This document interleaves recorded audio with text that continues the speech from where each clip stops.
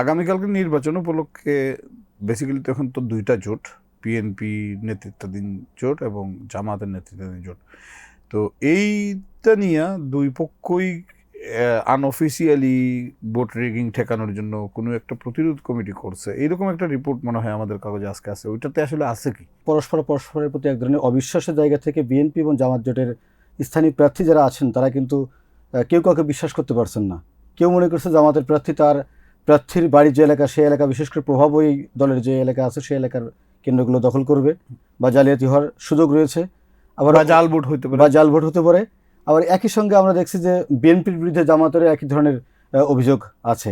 সব মিলে সেই অবিশ্বাসের জায়গা থেকে তারা কিন্তু বিশেষ করে দলকেন্দ্রিক নিজেদের মধ্যে এক প্রকার জাল ভোটের হতে পারে সেরকম ঝুঁকিপূর্ণ কেন্দ্র মনে করে তারা নিজেরাই এক প্রকার প্রতিরোধ কমিটি কিন্তু সেখানে আসলে গঠন করেছে। আমরা এই রিপোর্টটি করতে যে ঢাকা এবং ঢাকার বাইরে বিশেষ করে দেশের দক্ষিণ অঞ্চল এবং রাজশাহী অঞ্চলে আমরা কথা বলেছি, পাবনাতে কথা বলেছি, প্রতিরোধ কমিটি গঠন করেছে, এরকম অসংখ্য তথ্য আমাদের কাছে কিন্তু সুনির্দিষ্ট তথ্য আমরা পেয়েছি। পার্টিগুলো কি এটাকে অফিসিয়ালি প্রতিরোধ কমিটি বলছে নাকি প্রস্তুতি বলছে? আর তারা বলেছেন যে এটিকে প্রতিরোধ কমিটি বলার কোনো সুযোগ নেই, তবে তারা সতর্কমূলকভাবে কর্মীদেরকে প্রস্তুতি করে রেখেছেন।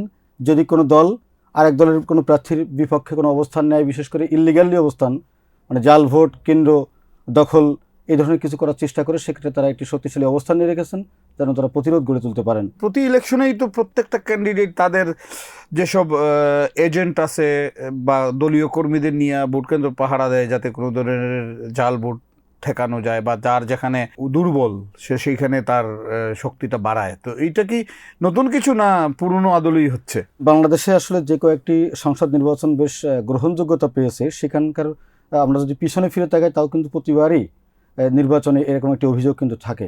বিশেষ করে পরাজিত দল এবং যারা ক্ষমতায় যায় দুই দলেরই কিন্তু ভোটের আগে পাল্টাপাল্টি অভিযোগ থাকে।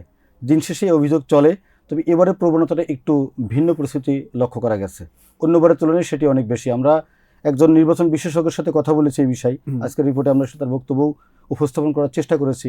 তিনি বলেছেন যে প্রত্যেকবারই এরকম থাকে, কিন্তু এবার একটি ব্যতিক্রম বেশি তুলনামূলকভাবে এই ঘটনা ঘটছে। এটি যেন এমন পর্যায়ে না যায় যেন পরস্পরের প্রতি যে অবিশ্বাস অনাস্থাটা মানে বড় ধরনের প্রকট হয়ে গেলে অনেক সময় সহিংস ঘটনাও ধারণ করতে পারে। এই সহিংসতার কথায় যদি আসি, এই ধরনের যদি পাল্টাপাল্টি প্রস্তুতি থাকে সেই ক্ষেত্রে তো উনি যেটি বলছেন সহিংসতার সুযোগ আছে, সেই ক্ষেত্রে কি সহিংসতা বেড়ে যেতে পারে? বিএনপি এবং জামায়াত জোটের ভিতরে বড় ধরনের কোনো সমস্যা আমরা এক দুইটি হাতে গোনা ছাড়া খুব একটা বড় ধরনের সমস্যা কিন্তু আমরা পাইনি। তো নির্বাচন কমিশন খুব সতর্ক অবস্থানে আছেন। ভোটাররাও প্রত্যাশা করছেন শেষ পর্যন্ত একটি সুষ্ঠু ভোট নিরপেক্ষভাবে তারা যেন নির্বিঘ্নে ভোট দিতে পারেন, এবং ইসিও সেটা এখন পর্যন্ত নিরাপত্তা দেওয়ার চেষ্টা আমরা দেখছি মাঠে জোরালোভাবে। বিশেষ করে বাংলাদেশ সেনাবাহিনী জোর তৎপরতা চালাচ্ছেন এই বিষয়ে মানুষকে নির্বিঘ্নে ভোট প্রদান করতে, উৎসাহিত করতে। দীর্ঘদিন ধরে বিএনপি জামাত জোট একই সাথে জোট বেঁধে রাজনীতি করছে।